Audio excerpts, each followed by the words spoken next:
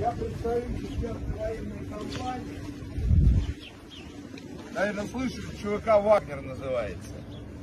Война тяжелая. На всякие там чеченские и так далее близко не похоже. Расход боеприпасов у меня приблизительно в 2,5 раза больше, чем в Сталинграде. Первый грех — это дезертирство. Никто не дает заднюю. Никто не отступает. Никто не сдается в плен.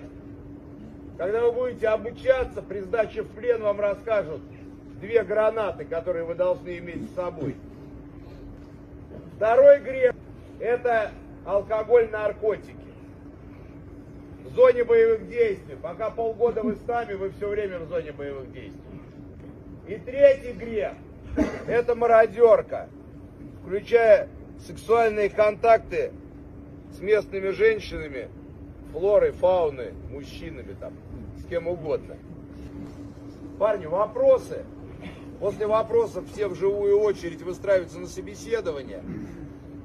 Время на принятие решения 5 минут. Когда мы уезжаем, время заканчивается. А дальше как повезет. Вопросы гарантии доверия. Следующее. У вас есть кто-нибудь, кто может вас в 10-й срок отсюда из зоны вытащить? Как вы думаете? Есть 2, кто вытаскивает. Это Аллах и Бог в деревянном ящике. Я вас живыми забираю. Но не всегда живыми возвращаю.